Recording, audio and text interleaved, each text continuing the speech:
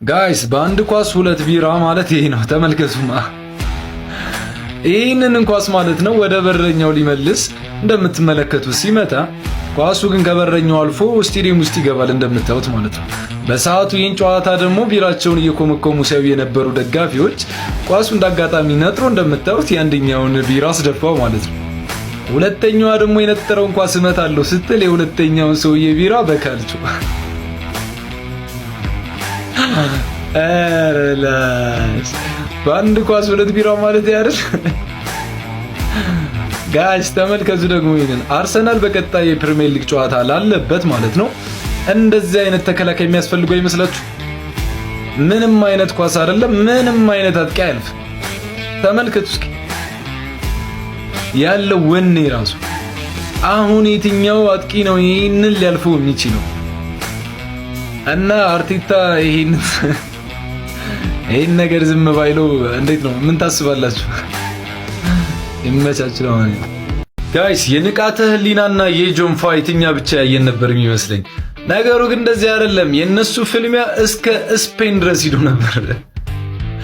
ለዚያም ማሳያውን ላሳያችሁ። በስፔን ላሊጋ ማለት ነው ጄለስ በረኛ ተጫዋቹን እንደቀልት ትገፋውና አስመስሎ ምናምን ይወርቅባታል። ከዛ እንደምትመለከቱት ዳኛው መጥቶ በረኛዋን ቀይ በሁለት ቢጫ ማለት ነው። ከዛ በረኛው እንዴ በዚህች ባደረኩት ነው ቀይ ያየሁት ነው እንዴ? ቀይ ካየው አይቀርማ ለምን ዳዳ የልቤን አልወጣም ብላ እየሮጠች ያን የገፋችውን ተጫዋች ንቃተ ህሊናውን አላለውም እንደምትመለከቱት። ወይ ቀይ ካየው አይቀር ለምን በደንብ አልመታውም ነው። ኤረላስ ይመቻው። ቀይ ካየ አይቀር እንደዚህ ነው የሚደረገው። የምነካክቱ በማይረባ ነገር ቀይቶ መውጣት ነው። እማይሆን ስራ ሰራች ነው የምላችሁ። እንደምታዋት ሂዳ ግንባሩን ብላ ደፋችሁ።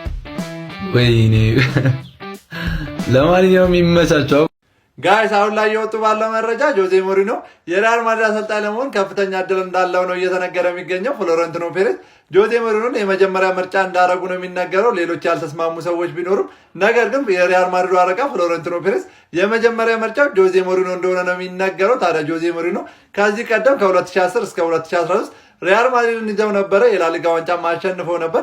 ድጋሚ ተመልሰው ታዲያ አሁንም ከሪያል ማድሪድ ጋር ስኬታማ የሚሆኑ ይመስላችኋል? እስኪ ያላችሁን ግምትና አስተያየት ኮመንት ላይ አሳውቁኝ። ጋይስ አያክሶች ምን አይነት ጎል ነው ያስቆጠሩት? በኤርዲቪዚያው ላይ 2-0 ሲያሸንፉ እችኛዋ ጎል በጣም ያበደች ጎል ናት።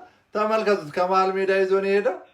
ሁሉንም ማጣጥፎ በረኛውን ሳይቀር በስማ ምናልባትም ይሄ ጎል የዓመቱን ምርጥ ጎልን ባያሸንፍም ቶፕ 3 ውስጥ እንደሚገባ እርግጠኛ ነኝ።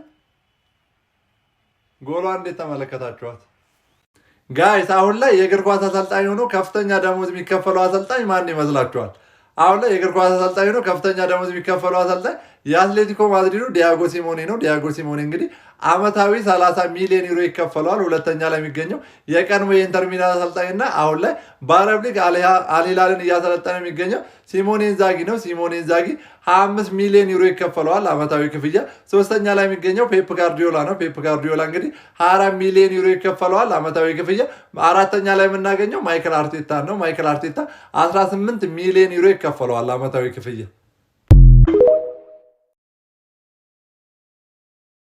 የእንግሊዝ ፕሪሚየር ሊግ አሁን 4 ጨዋታዎች ብቻ ቀርተውታል። የሊጉ መሪ አርሰናልም 4 ጨዋታ ነው የሚቀረው። በጣም አስገራሚ ነገር ታዲያ አርሰናሎች ቀሪውን 4 ተጋጣሚዎቻቸውን በመጀመሪያው ዙር አሸንፈዋቸው ነበር። ሁሉንም ኢቨን ኒውካስትልን ጨምሮ።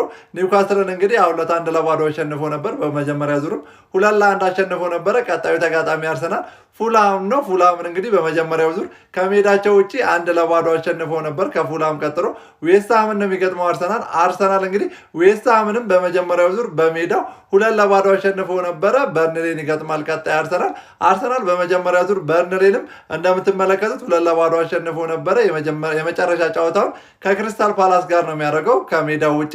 ክሪስታል ፓላስንም በመጀመሪያው ጨዋታ በሜዳው 1-0 አርሰናል አሸንፎ ነበረ።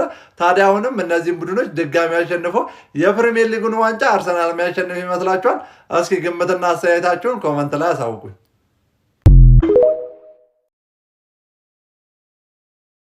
አረ ጋይስ እኛ ቶተናም ሊወርድ ነው ሊተርፍ ነው እያለን ሌላ ትልቅ የአውሮፓ ቡድን ከላሊጋው ሊወርድ ነው። ይህ ቡድን ታዲያ ካለፉት 12 ዓመታት 5 ጊዜ የአውሮፓ ሊግ አሸናፊው ሲቪያ ነው። ሲቪያ እንግዲህ አሁን 18ኛ ደረጃ ላይ ተቀምጧል።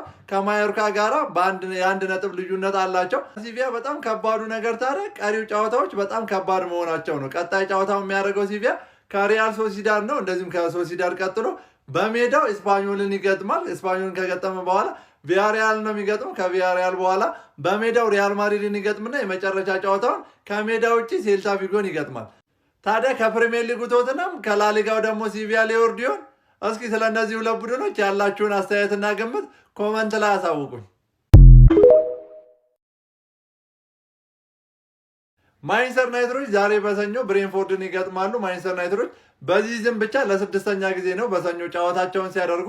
ያለፉትን 5 ጨዋታዎች ታዲያ ሁለቱን ሲያሸንፉ ኤቨርተን እና ወልቭስን አሸንፈው ነበር። እንደዚሁም ሁለቱን ተሸንፈው ነበር በኤቨርተን፣ እንደዚሁም በሊድስ ተሸንፈው ነበር። አንዱን ደግሞ አቻ ነበር የወጡት ከበርንማውዝ 4 አቻ። ታዲያ ማንቸስተር ዩናይትዶች ዛሬ የሚያሸንፉ ከሆነ 6ኛ ደረጃ ላይ ካለው ከብራይተን ያላቸውን ልዩነት 11 ያደርጉና ከቀሪው 4 ጨዋታ 2 ነጥብ ብቻ ነው የሚፈልጉት የሻምፒዮንስ ሊግ ተሳትፏቸውን ለማረጋገጥ። ግን ይህን ጨዋታ ማንቸስተር ዩናይትዶች የሚሸነፉ ከሆነ 3ኛ ደረጃነታቸውን ለሊቨርፑል አሳልፈው ይሰጣሉ። በጎል ዲፈረንስ እኩል ስለሆኑ ሊቨርፑል 3ኛ ደረጃ ላይ ይቀመጣል። በዚህ ጨዋታ ሌላው ተጠባቂ ነገር የቡርኖ ፈርናንዴሽ ነገር ነው። ቡርኖ ፈርናንዴሽ አሲስት ያደርጋል ወይስ አሲስት አያደርግ የሚለው ነገር በጣም ተጠባቂ ነው። 5 ጨዋታ ቀርጠውታል፣ 3 አሲስት ይቀረዋል። እሱ ደግሞ የምንጊዜም በሲንግል ሲዝን ብዙ አሲስት ያደረገው ተጫዋች ለመሆን።